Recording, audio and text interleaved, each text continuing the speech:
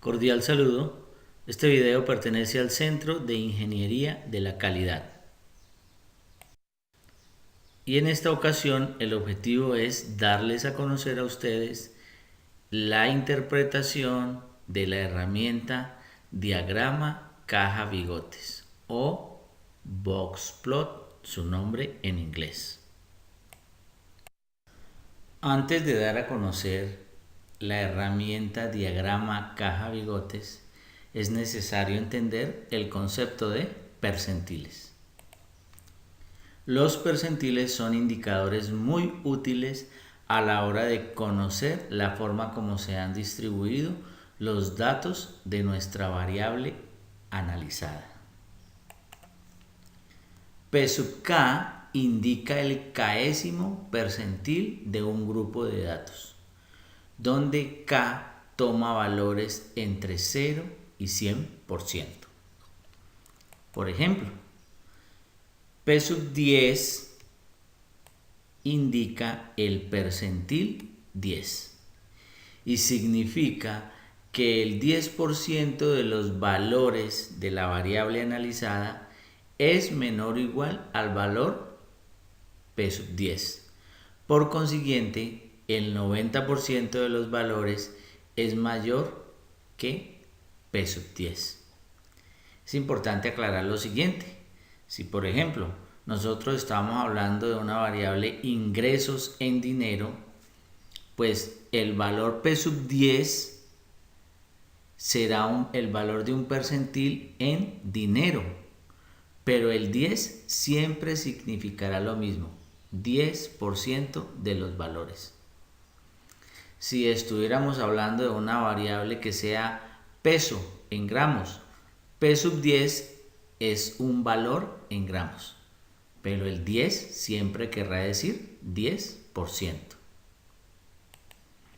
Otro ejemplo, P75 indica el percentil 75 y significa que el 75% de los valores de la variable analizada es menor o igual al valor de percentil 75.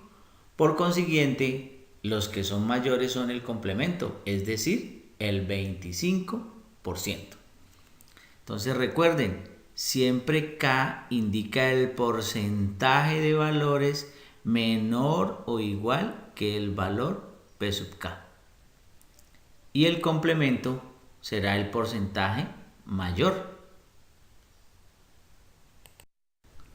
Una forma gráfica de entender el concepto de percentil y con un ejemplo bien claro es el de este dibujo. Noten que hay una fila de personas ordenadas por estatura, desde el más pequeño hasta el más grande. Así es con los datos. Los percentiles ayudan a discriminar. Siempre el valor más pequeño, en este caso la persona más baja, porque estamos hablando de estatura, será el percentil 0. Y la persona más alta será el percentil 100.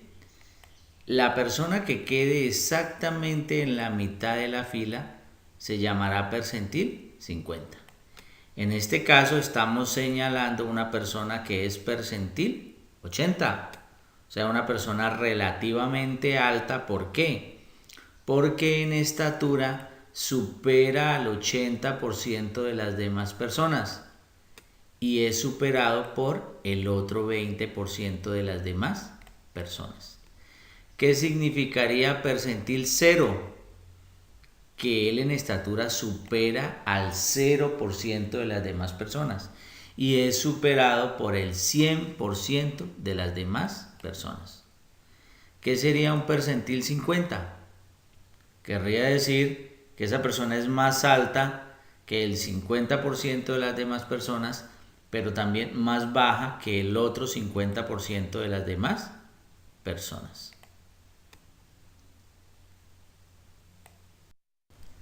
Entonces, a través de este gráfico vamos a explicar también el concepto de percentil.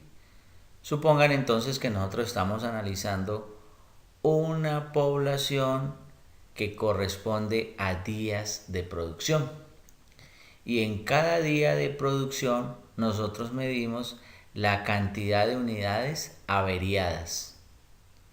Y tenemos datos, diga usted, de los últimos 365 días. Es decir, tenemos 365 días para calcular los percentiles. Noten ustedes que a la derecha de esta línea hay una escala de percentiles. Y a la izquierda de la línea hay una escala de las unidades defectuosas, unidades averiadas. Pero entonces los percentiles son de la siguiente manera. El percentil 0 son 35 unidades. El percentil 35 son 105 unidades. El percentil 50 son 120 unidades. El percentil 80 son 230 unidades. Y el percentil 100 son 250 unidades. Observen que la proporcionalidad se cumple sobre la derecha, sobre la escala de los percentiles, más no sobre las unidades. ¿Qué quiere decir? Pues uno esperaría que el punto medio entre el percentil 0 y el percentil 100 es el percentil 50, que efectivamente se cumple. Pero resulta que el percentil 50 son 120 unidades y no es exactamente el punto medio entre 35 unidades y 250 unidades, para que tengan en cuenta que así puede suceder. Entonces interpretemos los percentiles. El percentil 0, que es 35 unidades, quiere decir que 0% de los días salen menos de 35 unidades averiadas. O, de otra forma, siempre o 100% de los días el número de unidades averiadas es 35 o más. Como el percentil 100 o valor máximo es 250 unidades averiadas, quiere decir que el 100% de los días las unidades averiadas que se registraron fueron 250 o menos. El 35% de los días las unidades averiadas que se registraron fueron 105 o menos. Como ya tenemos un valor mínimo, entonces podemos decir 35% de los días las unidades averiadas estuvieron entre 35 y 105. Hubo algunos de esos días donde fueron 50, 60, 80, 100. Eso no lo sabemos. Miren que el percentil 50 es 120 unidades. ¿Qué quiere decir eso? El 50% de los días o la mitad del año, la cantidad de unidades averiadas estuvo entre 35 y 120 unidades. Pero hubo otro 50% de los días, por eso digo la mitad del año, no estoy hablando temporalmente del segundo semestre, sino la mitad de 365 días, las unidades averiadas registradas estuvieron entre 120 y 250 unidades. Pero como ya tengo percentil 35 y percentil 50, yo puedo decir, noten, 50 menos 35, 50 menos 35, que es 15, que 15% de los días la cantidad de unidades averiadas estuvo entre 105 y 120. Entre percentil 80 y percentil 50 hay 30%. 30% de los días el número de unidades averiadas estuvo entre 120 y 230 unidades. Entre percentil 100 y percentil 80 hay 20%. 20% de los días la cantidad de unidades averiadas estuvo entre 230 y 250 unidades. Y por último, miren que entre percentil 80 y percentil 35, ¿cuánto hay? 15 más 30, 45. 45% de los días el número de unidades averiadas estuvo entre 105 y 230 unidades. En este gráfico estamos hablando nuevamente del mismo ejemplo, pero noten que los percentiles son diferentes. Aquí queremos resaltar estos percentiles que tienen algo especial. Noten, percentil 0, percentil 25, percentil 50, percentil 75 y percentil 100.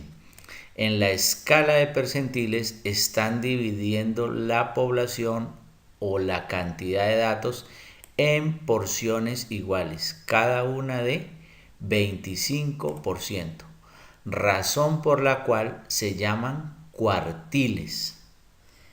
Al percentil 0, además de llamársele valor mínimo, se le puede llamar Q0, cuartil 0.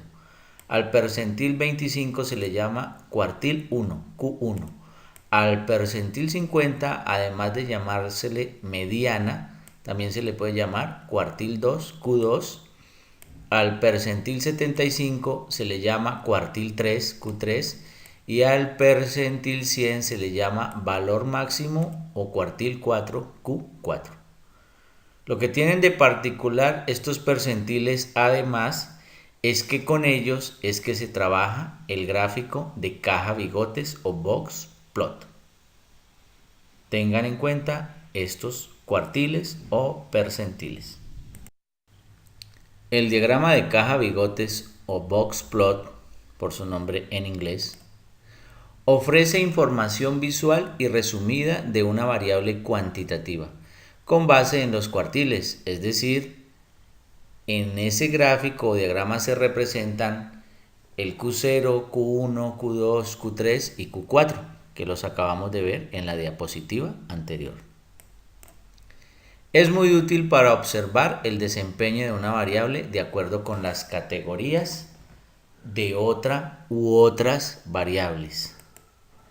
El gráfico de caja bigotes también señala los valores atípicos, es decir, aquellos pocos valores que son significativamente diferentes de la mayoría de los otros valores. En el gráfico, los valores atípicos están marcados con asteriscos y generalmente indican que se presentó alguna causa asignable que alteró el comportamiento del proceso. Pero también pueden indicar que existe alguna otra variable, por lo general categórica, importante en el análisis que no estamos teniendo en cuenta. Un valor atípico nos debe llamar la atención e invitar a profundizar en nuestro análisis, revisar nuestro sistema de medición y lo que se recomienda es que la primera opción ante un valor atípico no debe ser eliminarlo, no debe ser borrarlo. Lo podremos borrar si es que tenemos alguna causa justa y hemos investigado claramente y establecido lo que generó ese valor atípico. Este es un diagrama de caja bigotes elaborado en Minitab y lo llamamos caja bigotes por la siguiente semejanza. Miren, este rectángulo es una caja y estas líneas son como los bigotes de un señor, el bigote. ¿Ok? Vamos a ver qué significa cada una de sus características. La línea superior de la caja siempre va a representar el percentil 75 o cuartil 3. La línea que está dentro de la caja va a representar el percentil 50 o mediana o cuartil 2. La línea inferior de la caja va a representar el percentil 25 o cuartil 1. Es decir, siempre al interior de la caja diremos que está el 50% de los elementos que estamos analizando. Y es el 50% con valores intermedios, con valores, pudiéramos llamarlos medianos, no los valores más altos, no los valores más bajos. La distancia que hay, que se está marcando ahí entre el percentil 75 y percentil 25, se llama rango intercuartil y se calcula mediante la diferencia entre Q3 y Q1. ¿Para qué se utiliza? Para, mediante una fórmula, determinar si hay o no hay valores atípicos. Este es un ejemplo de valor atípico y es un valor atípico superior. Estaría indicando que este dato es demasiado grande en relación al resto, que pareciera no pertenecer al mismo grupo de datos. Y siempre un valor atípico nos debe llamar la atención. Y siempre los valores atípicos serán una gran minoría. Aquí tenemos un valor atípico inferior. Se nos está indicando que es un valor demasiado pequeño en relación al resto. En este ejemplo, solo hay un valor atípico inferior, un valor atípico superior, pero debemos estar preparados para encontrar diagramas de caja donde no haya valores atípicos o donde haya solo superiores o solo inferiores y donde haya 5 o 6 valores atípicos, tanto arriba como abajo. ¿Ok? Bueno, también tenemos lo siguiente. Es posible encontrar diagramas de caja, por ejemplo, que no tengan esta línea que está dentro de la caja, que indicaría la mediana, pero no querría decir que es que ese grupo de datos no tiene mediana.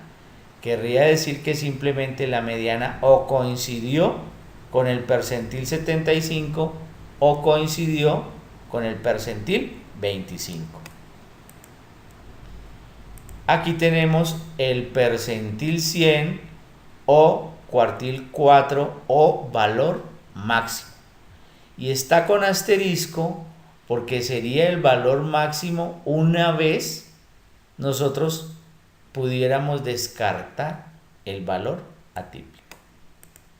Este sería el percentil 0 o valor mínimo o cuartil 0. Y sería el valor mínimo una vez nosotros consideremos descartar el valor atípico inferior. Pero recuerden que la primera opción que se debe tomar ante los atípicos es hacerles trazabilidad, analizar qué situación especial los pudo haber generado. Y todo siempre estará relacionado con esta escala en el eje Y, que es la escala de la variable de la cual estamos hablando. Por ejemplo, el percentil 50, que es esta línea, sería un valor cercano al 100. El percentil 75 sería un valor como de 101. Este valor mínimo estaríamos hablando de un valor cercano a 96. En este diagrama de caja bigotes queremos mostrar que el diagrama también se puede ejecutar de forma horizontal y va a tener similar interpretación.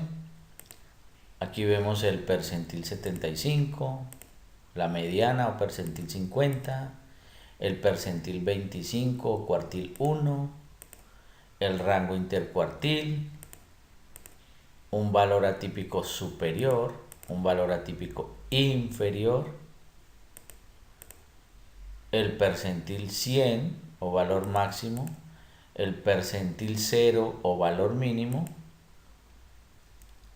y la escala de la variable que estamos analizando.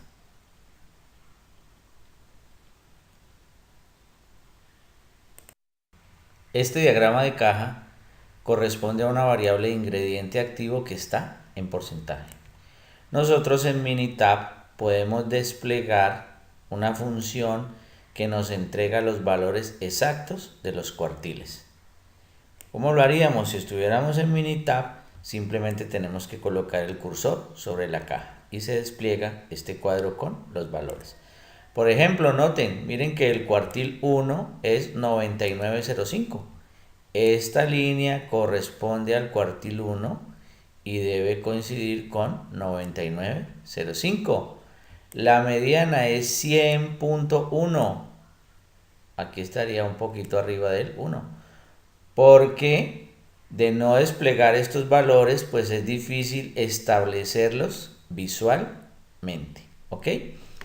Otra cosa que queremos mostrarles es que la amplitud del gráfico desde el percentil superior hasta el percentil inferior, desde el valor mínimo hasta el valor máximo, lo podemos interpretar como un indicador de variación.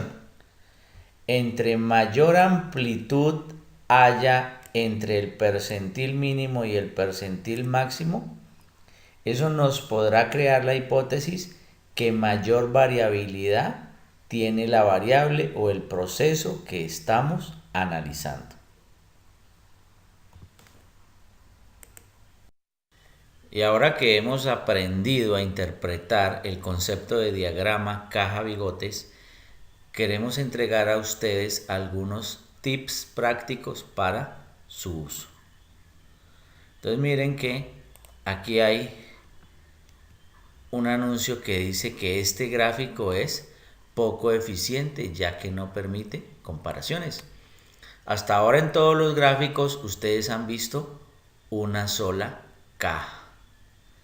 Resulta que la recomendación de uso es que el gráfico de caja bigotes permita hacer comparaciones. Comparaciones entre lotes, entre periodos de ejecución, entre máquinas, entre almacenes, entre operarios, entre tipos de cuenta, etcétera, etcétera. Uno no debe ver un gráfico con una sola caja. En este caso, nos han entregado para analizar la variable ingrediente activo los datos de dos lotes producidos en abril, el lote 1 y el lote 2. Lo que hemos hecho en primera instancia es lo incorrecto, lo que no se debe hacer. Y lo hemos hecho intencionalmente para que usted tenga claro cómo no está bien hacer las cosas. ¿Qué es lo que hemos hecho mal? Que hemos hecho un diagrama de caja independiente para cada lote. Este es el del lote 1 y este es el diagrama del lote 2 para la misma variable, que nuevamente estamos diciendo que es un gráfico poco eficiente porque no permite comparaciones. ¿Cuál debería ser el gráfico correcto? Este. Es un solo gráfico, pero donde vemos las dos cajas, la del lote 1 y la del lote 2. Aquí adicionalmente, como hay dos cajas, hemos utilizado una función de Minitab que nos permite, primero, trazar estos círculos con una cruz que corresponde a los valores promedio, que en este caso están muy cercanos a la línea de la mediana, pero no necesariamente tiene que ser así. Y al trazar una línea entre los dos promedios, el hecho de que esa línea tenga mayor pendiente indica que los gráficos tienen un cambio de posición, de ubicación. Entonces miren que este gráfico nos brinda mucha más información que los dos gráficos anteriores, donde veíamos en un gráfico solo el lote 1 y en otro gráfico solo el lote 2. Con este gráfico, ¿qué podemos hacer? Miren, a través de esta línea, podemos llamarla que tiene una tendencia, notamos que hay variación de posición entre lotes, que es una de las cosas que podemos comparar. También podemos hacer comparación respecto a la variación. ¿Sí? Lógicamente hay que aclarar que todos los análisis que hagamos aquí tendremos que decir que son hipótesis planteadas. Aquí este gráfico nos permite plantear la hipótesis de que hay un cambio de posición. Como decir, es que el promedio de ingrediente activo del lote 2 parece ser mayor que el promedio de ingrediente activo del lote 1. Parece ser porque es un gráfico. Tendríamos que comprobarlo a través de una prueba de inferencia estadística, ya sea un intervalo de confianza o una prueba de hipótesis. Entonces estamos diciendo que este es un gráfico eficiente, ya que permite comparaciones y establecer fuentes de variación. Cuando hacemos estadística, de las cosas que queremos es establecer fuentes de variación. Estamos analizando la variable ingrediente activo y hemos encontrado que la variable lote, que en este caso tiene dos categorías, es una fuente de variación para el ingrediente activo. ¿Por qué? Cuando cambio de lote, cambia el comportamiento de la variable ingrediente activo. Ahora, este es un nuevo ejemplo donde hemos anexado un tercer lote para la misma variable en el mismo proceso. Entonces, de una vez hemos aplicado el conocimiento adquirido, es graficar los tres lotes en un solo diagrama, lo que nos permite hacer comparaciones, tanto comparaciones de ubicación como comparaciones de variación. Por ejemplo, aquí vemos que entre el lote 1 y el lote 2 hay diferencias de posición entre lotes. Ya si quisiéramos comparar entre el lote 2 y lote 3, ¿ustedes qué creen? También hay diferencias de posición entre esos lotes. Ya sería un poco más difícil establecer visualmente que haya diferencias de posición entre el lote 1 y el lote 3. Pero en estos gráficos comparativos también podemos establecer comparaciones entre variación. Recuerden que este rango que va desde el percentil más bajo hasta el percentil más alto lo podemos interpretar como un indicador de variación. Este sería el indicador de variación del lote 2 y este sería el indicador de variación del lote 3. ¿Qué es lo que tenemos que comparar? La amplitud. La amplitud. Si hay diferencias en la amplitud, nosotros podemos plantear la hipótesis de que hay diferencias entre las variaciones de los lotes. En este caso, si hay diferencias entre las variaciones. Al parecer, tiene mayor variación el lote 3 respecto al lote 2, porque tiene mayor amplitud. Lógicamente, que esto también se puede validar y establecer estadísticamente a través de una prueba de hipótesis o un intervalo de confianza. Nuevamente, queremos resaltar que este es un gráfico eficiente porque permite comparaciones y establecer fuentes de variación. Aquí queremos mostrar un caso que ustedes no deben replicar. Esta es una de las formas como mostramos las cosas que no se deben hacer. Este gráfico corresponde a una mezcla de datos, un gráfico poco eficiente, algo que recomendamos no hacer. ¿Por qué este tipo de error es tan frecuente? Porque básicamente nosotros recogemos los datos de nuestra variable en una sola columna, los datos de ingrediente activo, y de pronto ni siquiera registramos la información de los cambios de lote, o si la registramos no la procesamos. Aquí están los datos de los 3 lotes en conjunto, y noten que esto no nos permite el mismo nivel de análisis que el gráfico anterior, donde estaban los 3 lotes dentro del mismo gráfico, pero cada uno con su correspondiente caja. Respecto a la información anterior, donde tenemos el ingrediente activo para 3 lotes, lote 1, lote 2, lote 3, vamos a plantear unas preguntas y a intentar resolverlas con base en lo que podemos observar en los diagramas de caja bigotes. ¿Considera usted que la variable lote es fuente de variación para la variable ingrediente activo? ¿En cuál lote parece que el ingrediente activo tiende a tener mayor valor? ¿En cuál lote parece que el ingrediente activo promedio es mayor?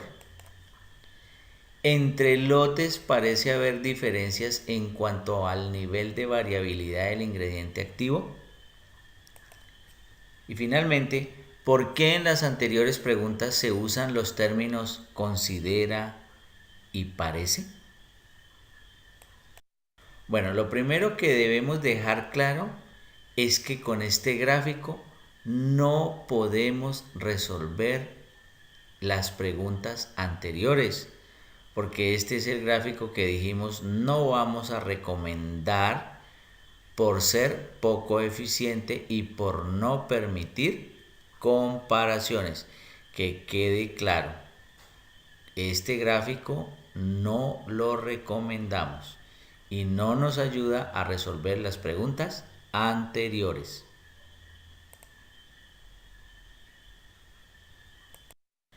Este es el gráfico caja bigotes más apropiado acorde con la información que nos han suministrado y el que nos va a permitir resolver las preguntas. Recuerden la primera pregunta. ¿Considera usted que la variable lote es fuente de variación para la variable ingrediente activo? Entonces miren, la variable lote está en el eje X y es una variable categórica que tiene 3 categorías, lote 1, lote 2, lote 3. Lo que uno tiene que analizar es si hay cambios significativos en los gráficos de caja cuando cambio de lote. Y noten lo siguiente, del lote 1 al lote 2 el gráfico cambia rotundamente de posición, o sea, sí hay cambios. Del lote 2 al lote 3 el gráfico también cambia de posición. Y en cuanto a variabilidad, recuerden que el lote 2 parece tener menor variabilidad que el lote 3. O si lo queremos decir de otra forma, el lote 3 parece tener mayor variabilidad que el lote 1 y el lote 2. Por lo tanto, sí podemos considerar que el lote es una variable o fuente de variación para el ingrediente activo. La siguiente pregunta es, ¿en cuál lote parece que el ingrediente activo tiende a tener mayor valor?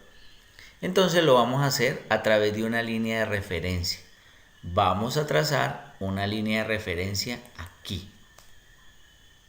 ¿Con qué objetivo? Miren, noten que de la línea hacia arriba está aproximadamente el 75% de los valores del lote 2. Y de la línea hacia abajo está aproximadamente el 100% de los valores del lote 1. O sea que si yo comparo lote 2 versus lote 1, yo puedo decir, de acuerdo con esta línea de referencia, que el lote 2 tiende a tener mayores valores que el lote 1. No ocurrirá el 100% de las veces, pero sí ocurrirá con una alta probabilidad. Respecto al lote 3, noten que un poco más del 75% de los valores del lote 3 están por debajo de la línea de referencia. Y recordemos que aproximadamente el 75% de los valores del lote 2 están por encima de la misma línea de referencia. Esto nos lleva a pensar que el lote 2 tiende a tener mayores valores que el lote 3. En conclusión, el lote 2 es el que tiende entre los tres lotes a tener los mayores valores. Y lo hemos resuelto comparando las tres cajas. Vamos a la siguiente pregunta, que es: ¿en cuál lote parece que el ingrediente activo promedio es mayor? Entonces, los promedios, recuerden que son esos círculos con una cruz en el medio. Esos son los valores promedio que señala el diagrama de caja bigotes. Este es el promedio del lote 1, este es el promedio del lote 2 y este es el promedio del lote 3. Recuerden que los valores de la variable están en el eje Y. Más arriba, mayor valor. Entonces podemos notar que el círculo que está más arriba, que nos señalaría el mayor valor promedio, corresponde al lote 2. La respuesta sería: el lote 2 es el que parece tener mayor valor promedio. Y, aunque me adelante a una pregunta, ese parece nos indica que es lo que observamos en el gráfico, es la hipótesis que nos surge, pero esa hipótesis la debemos comprobar por un método de inferencia estadística, ya sea un intervalo de confianza o una prueba de hipótesis. La siguiente pregunta: entre los lotes parece haber diferencias en cuanto a la variabilidad del ingrediente activo. Recordemos que nuestro indicador en este gráfico de variabilidad es la amplitud de la K. Esta sería la amplitud del lote 1, la amplitud del lote 2 y la amplitud del lote 3. Entre el lote 1 y el lote 2, a simple vista, pues no se notan diferencias, o yo no noto diferencias muy grandes, pero el lote 3 sí parece tener mayor amplitud. Entonces pudiéramos decir que el lote 3 parece tener mayor variabilidad en cuanto a ingrediente activo que los otros dos lotes. Entonces sí hay diferencias de variabilidad. Lógicamente y nuevamente las deberemos comprobar por un método de inferencia estadística, ya sea un intervalo de confianza o una prueba de hipótesis. Y nuestra última pregunta se refiere al por qué utilizamos los términos considera o parece ser. La razón es que este es un método gráfico. Los métodos gráficos no tienen contundencia o no brindan evidencia estadística en su mayoría, y este es uno de ellos. Cuando yo digo que el lote 2 tiene mayor promedio que el lote 3, estoy haciendo una conjetura, o tómenlo como que estoy planteando una hipótesis. Es posible que esté equivocado. La única forma de comprobar si estoy equivocado o tengo la razón es a través de un método de inferencia estadística.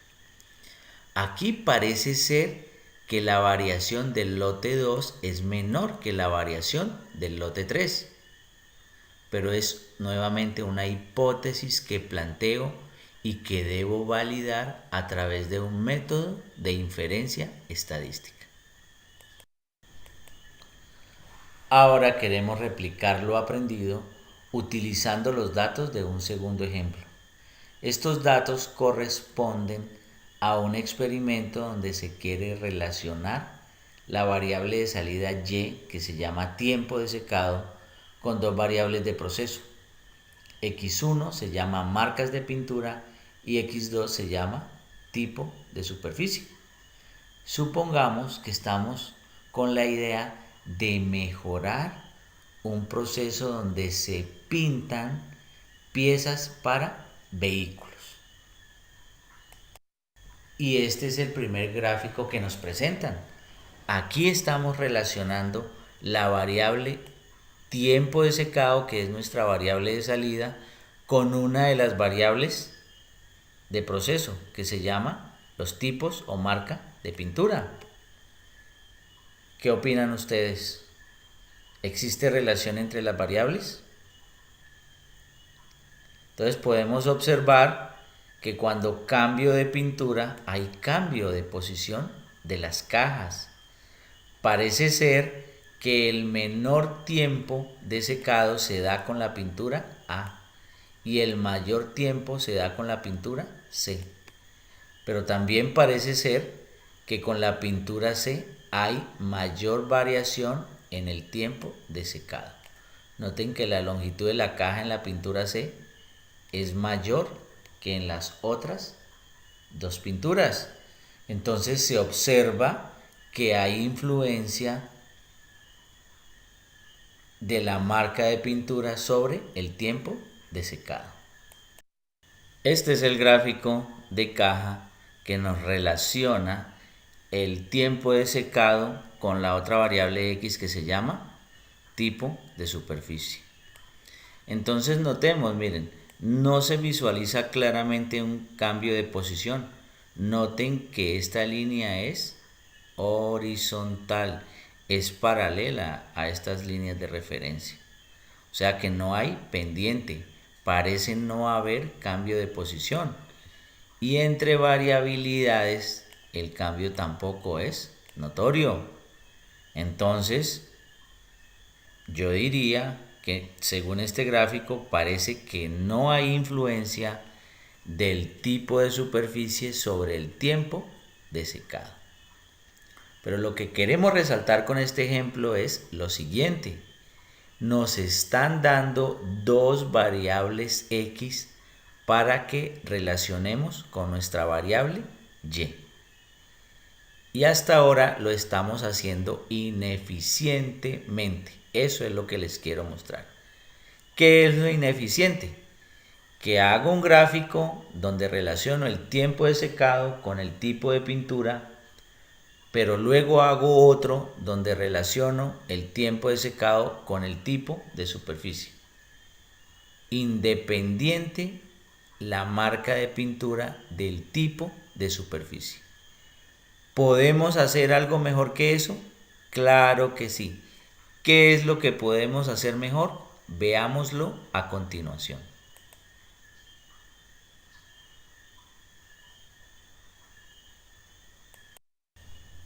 Esto es lo que podemos hacer mejor y lo que siempre recomendamos.